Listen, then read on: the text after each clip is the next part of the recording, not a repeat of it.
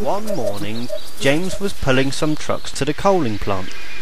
He had just arrived at the junction, where he had to wait till Edward had stopped with his passenger train.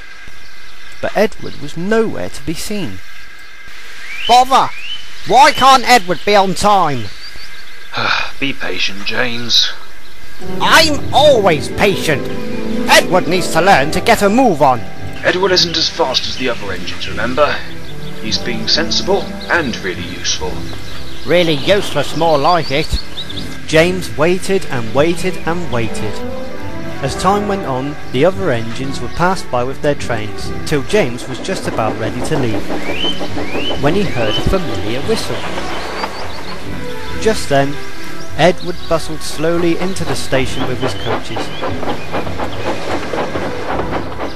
James was very cross. Where have you been, lazy bones? Snapped James. I'm sorry, James.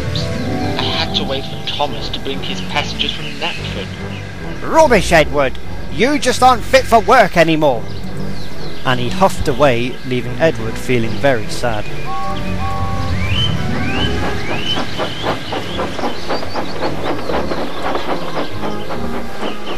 Take no notice of him, Edward, said his driver.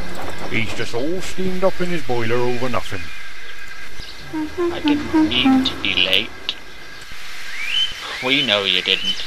Things just happen, that's all.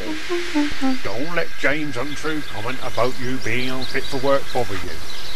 You are a really useful engine, and a sensible one too.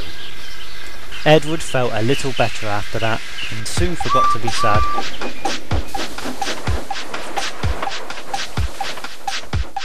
Later, Edward was shunting trucks in the yard. He liked driving trucks.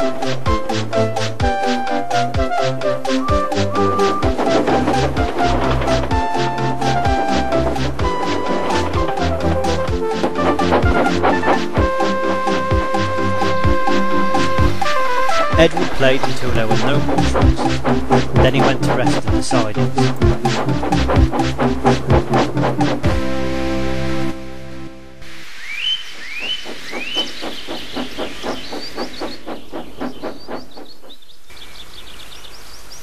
As he headed along the line, he soon came across James with his train looking very cross.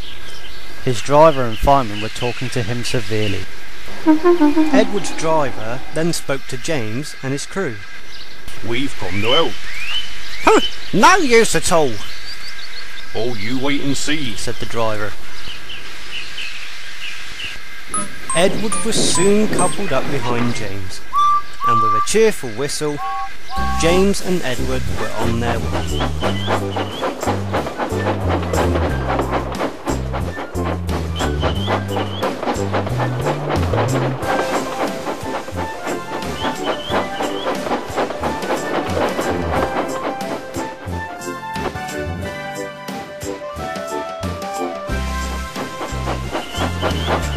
It was hard work, and very late in the afternoon.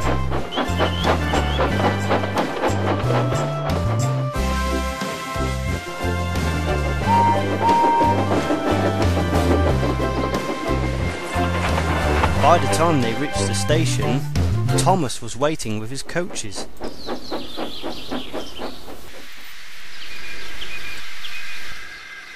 You're late.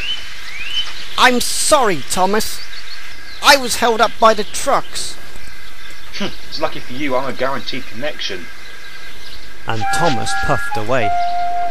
James felt very silly, and soon realised how Edward must have felt when he was rude to him too. The next morning, James arrived at the station to collect his train. He found Edward talking to Henry just as he was about to leave with his coaches. Morning, James. Hello, Edward. I'm sorry I said you were unfit for work. You're a really useful engine and a very good friend. Edward smiled. Thank you, James, he said, and James smiled too. Both engines are now good friends again, and James has promised never to be rude to Edward again.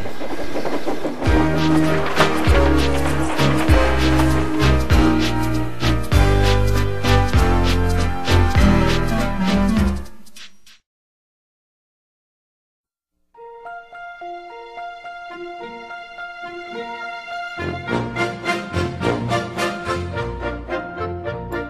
a really useful engine, you know. All the other engines, they'll tell you so. He huffs and puffs and whistles, rushing to and fro. He's the really useful engine we adore. He's a really useful engine, you know.